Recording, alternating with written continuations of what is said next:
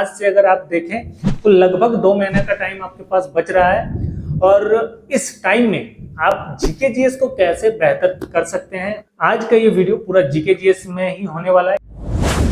दोस्तों आखिरकार वो नोटिस आ ही गया जिसको सभी को बेसब्री से इंतजार था। तो दोस्तों वो नोटिस है ग्रुप डी का एग्जाम डेट। जी हाँ, आपने भी देख लिया होगा कि ग्रुप डी का जो एग्जाम डेट है वो 17 नवंबर से स्टार्ट हो रहा है और लास्ट ऑफ दिसंबर तक चलेगा।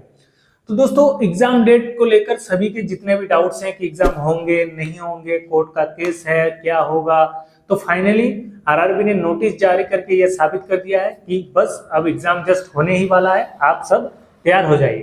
तो दोस्तों आज का ये वीडियो खास करके आरआरबी ग्रुप डी को ही टारगेट करके बनाया गया है कि जीके जीएस को आप कैसे कर सकते हैं। जैसे 17 नवंबर का डेट दे दिया गया है, यानी आज से अगर आप देखें तो लगभग 2 महीने का टाइम आपके पास बच रहा है और इस टाइम में आप जीके जीएस को कैसे बेहतर कर सकते हैं और जीके जीएस में ज्यादा से ज्यादा मार्क्स लाकर कटअप जो है पार कर सके। क्योंकि दोस्तों मैथ, रीजनिंग ये दो ऐसे सब्जेक्ट हैं जो मैक्सिमम बच्चे बनाते हैं।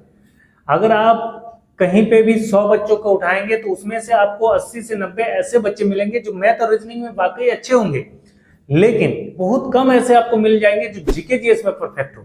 और इसीलिए जीके जीएस एक ऐसा सब्जेक्ट है जो कटअप को डिसीजन वाला सब्जेक्ट माना जाता है, यानी यही एक पोर्शन है जो कटअप डिसीजन कर सकता है। क्योंकि मैथ रीजनिंग आप बना लीजिएगा लेकिन जीके जीएस बहुतों से नहीं बनेगा। तो इसी को ध्यान में रखते हुए आज का ये वीडियो पूरा जीके जीएस में ही होने वाला है कि आने वाले जो अभी एग्जाम डेट दे दिया है 17 नवंबर, और इस पीरियड में इन 2 महीने का जो पीरियड बचा हुआ है इसमें आप जीके जीएस को कैसे कर सकते हैं, किन किन चीजों को आपको ध्यान रखना है, क्या पढ़ना है, क्या छोड़ना है, कौन कौन से सोर्सेस का यूज करना है कि आपका तैयारी बेहतर तरीके से हो जाए।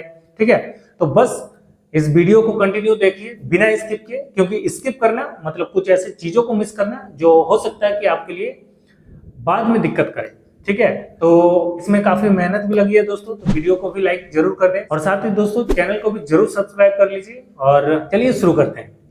तो दोस्तों जैसे अभी 2 महीना का टाइम है और 2 महीना के टाइम में आपको जीके जीएस कंप्लीट करना है। ठीक है, तो इसके लिए सबसे पहले मेरा एक ही पॉइंट है कि सबसे पहले आप ग्रुप डी के प्रीवियस ईयर एग्जाम को देखिए।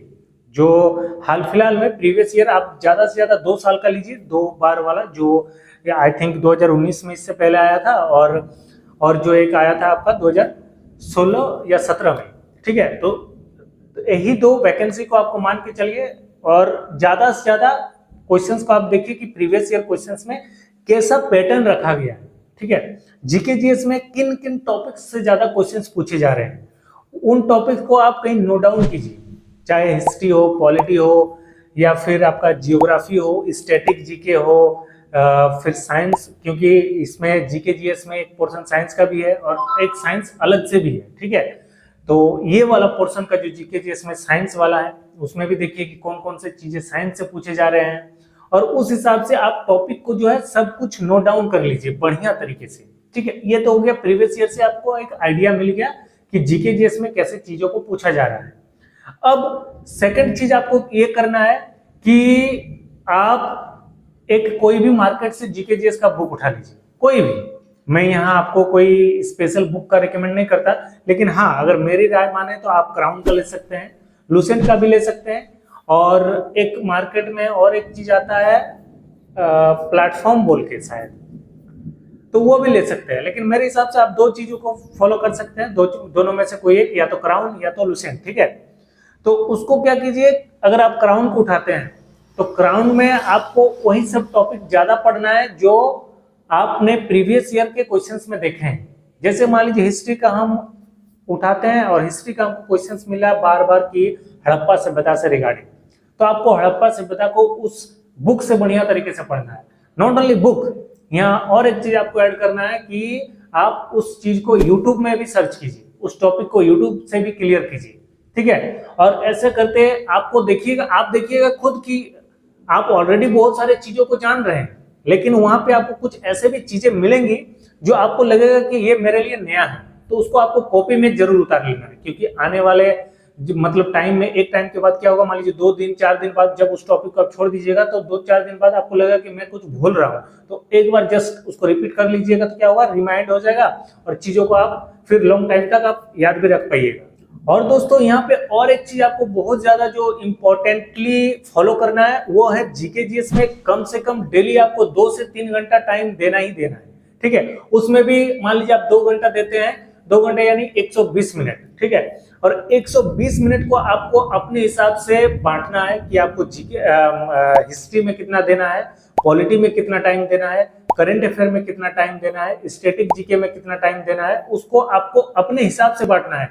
क्योंकि सबका अलग अलग जो है अपने कैपेसिटी होता है। कोई हिस्ट्री में थोड़ा बहुत ठीक है तो वो हिस्ट्री में कम टाइम देगा तो ऊपर भी चल जाएगा, कोई पॉलिटी में ठीक है तो वो पॉलिटी में अपना कम टाइम देगा तो चल जाएगा, कोई स्टैटिक जीके में बढ़िया है तो वो स्टैटिक जीके में कम टाइम देगा तो चलेगा। इसलिए आप अपने हिसाब से देखिए कि आप किस टॉपिक में अच्छे हैं और उस हिसाब से 2 से 3 घंटा का जो आप डेली जीके जीएस में दीजिएगा उसको टाइम फ्रेम को अपने अकॉर्डिंग 30 मिनट 40 मिनट 20 मिनट उस हिसाब से पार्टिकुलरली बांट लीजिए हर टॉपिक के लिए।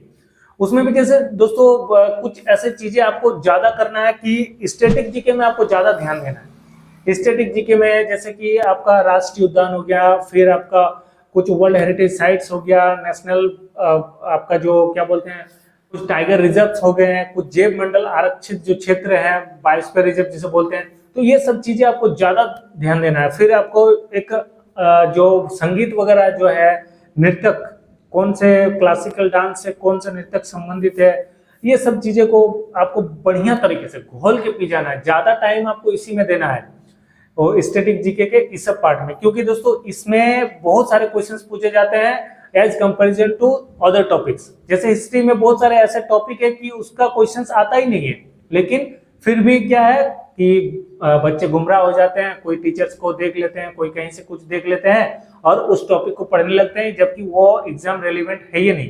तो उस टाइम को आप सही जगह पे यूटिलाइज कीजिए और स्टैटिक पोर्शन पे ज्यादा टाइम दीजिए, क्योंकि जीके जीएस मैक्सिमम चीजें जो है स्टैटिक से ही पूछता है। तो आप स्टैटिक पे ज्यादा फोकस करके चीजों को बढ़िया तरीके से कर सकते हैं। तो बस मेरा यही राय है कि पहला पॉइंट है कि प्रीवियस ईयर को एक बार देख लीजिए कि कैसे कैसे चीजों को मतलब पूछा गया है।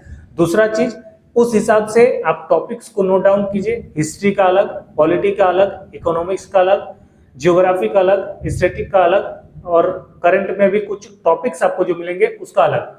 और फिर उन टॉपिक को पहले प्रायोरिटी दीजिए, उन टॉपिक्स को पहले कवर कीजिए, फिर जब अगर आपका पास टाइम बचता है तो आप नेक्स्ट सारी चीजों को कंप्लीट कीजिए।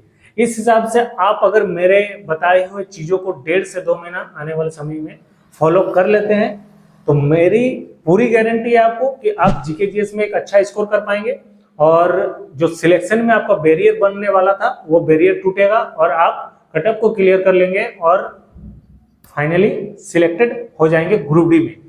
क्योंकि दोस्तों ग्रुप डी में एक ही एग्जाम है, जो एनटीपीसी में 2 एग्जाम था। क्योंकि कहीं मान लीजिए कि एनटीपीसी अगर ये एग्जाम है तो आप कैसे भी अगर मान लीजिए टान टून के सीबीटी 1 तक क्लियर कर लेते हैं तो सीबीटी 2 आपके पास और एक ऑप्शन बचता है कि उसमें जी जान झोंक दे और सीबीटी 2 में अच्छा मार्क्स लेकर आए फाइनल सिलेक्शन के लिए।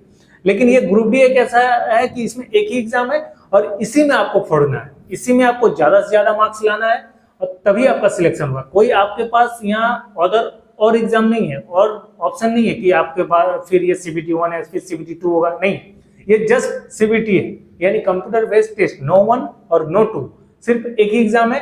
इसी के बेस पे आपका सिलेक्शन होगा या नहीं होगा, बस आपके मार्क्स पे ये डिसीजन होगा। तो मेरा एक राय है, सब कुछ छोड़ दीजिए।